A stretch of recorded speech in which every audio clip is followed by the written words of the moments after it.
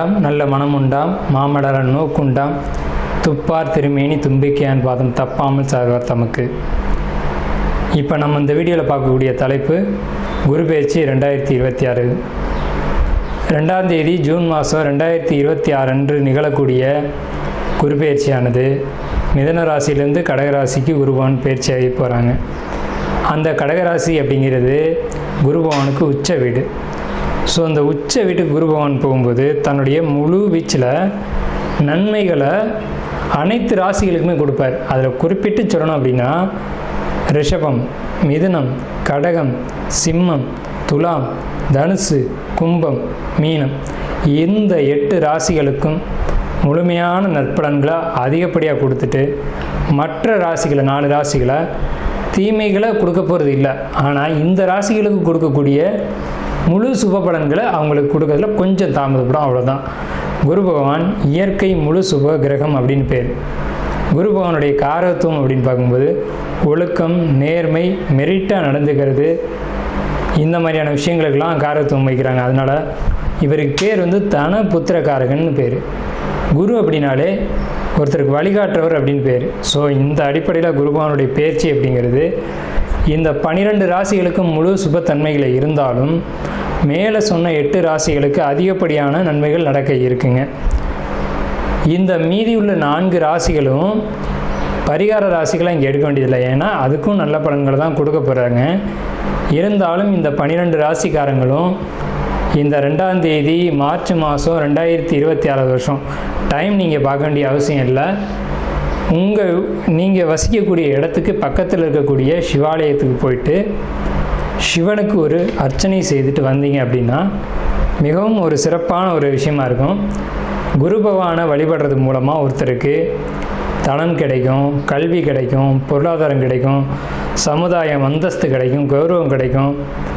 நம்ம சொல்கிறோம் இல்லைங்களா, ஒயிட் காலர் ஜாப்னு சொல்கிறோம் இல்லைங்களா, பேங்க்கில் வேலை பார்க்கக்கூடியவங்க, பணத்தை எண்ணக்கூடியவங்க, அழுக்குப்படாமல் வேலை செய்யக்கூடியவங்க, இந்த மாதிரியான விஷயங்களுக்கு காரத்துவம் வைக்கக்கூடியவர் யாருன்னு கேட்டிங்கன்னா குரு பகவான் தான்.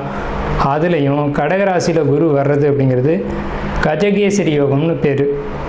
கஜகேசரி அப்படின்னா 100 யானைகள் சண்டையிட வரும்போது ஒரு சிங்கம் எதிர்த்து போட்டிட்டு அந்த 100 யானைகளையும் விரட்டி தள்ளுறது அப்படின்னு பேர். ஸோ இப்படிப்பட்ட கஜகேசரி யோகத்தில் நிகழக்கூடிய இந்த குரு பெயர்ச்சி 2026ஆம் ஆண்டு அப்படிங்கிறது 12 வருஷத்துக்கு ஒரு முறை ஒரு சிறப்பு வாய்ந்த ஒரு வருஷமாக இருக்கும். இதுக்கு பிறகு இன்னொரு 12 வருஷம் கழித்து தான் இந்த ஒரு சிறப்பான ஒரு குரு பெயர்ச்சி அப்படிங்கிறது நிகழும். ஸோ உங்களுக்கு இந்த குரு பெயர்ச்சி கடகராசிக்கு பயிற்சி ஆகுது.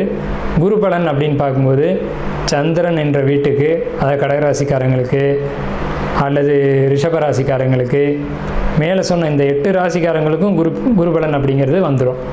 ஸோ குருபலன் வந்துருச்சு அப்படின்னாலுமே திருமணம், குழந்தை பாக்கியம், பொருளாதாரம், வேலைவாய்ப்புகள் போன்ற அனைத்து விதமான சுபகாரியங்களும் நடக்கும். சுபகாரியம் நடக்கணும் அப்படின்னா குருபலன் வேணும். சந்திரன் என்ற வீட்டுக்கு குரு வர்றது, அவர் வீட்டுக்கு சந்திரன் என்ற வீட்டுக்கு 2ஆம் வீட்டில் குரு வர்றது, சந்திரன் என்ற வீட்டுக்கு 5ஆம் வீட்டில் குரு வர்றது, சந்திரன் என்ற வீட்டுக்கு 7ஆம் வீட்டில் குரு வர்றது. இப்போது மகர ராசிக்காரங்களுக்கு 7ல் குரு, இதுவே மீன ராசிக்காரங்களுக்கு 5ல் குரு, இப்படி 5, 7, 9, 11. இப்போ அந்த அடிப்படையில் பார்க்கும்போது மீன ராசிக்காரங்களுக்கு 5ல் குரு, தனுசு ராசிக்காரங்களுக்கு அது விழுகாது. இதுவே விருச்சிக ராசிக்காரங்களுக்கு 9ல் குரு. அப்போ விருச்சிக ராசிக்காரங்களுக்கு குரு பலன் இருக்குது 11. கன்னி ராசிக்காரங்களுக்கு 11ல் குரு. ஸோ இவங்களுக்கெல்லாம் கன்னி, கடகம், விருச்சிகம், மகரம், மீனம் இந்த ராசிக்காரங்களுக்கெல்லாம் குரு பலன் அப்படிங்கிறது நிகழ்ந்திருக்கு. நட்சத்திரங்களின் வரிசையில் 20வது நட்சத்திரமான பூராட நட்சத்திரம்.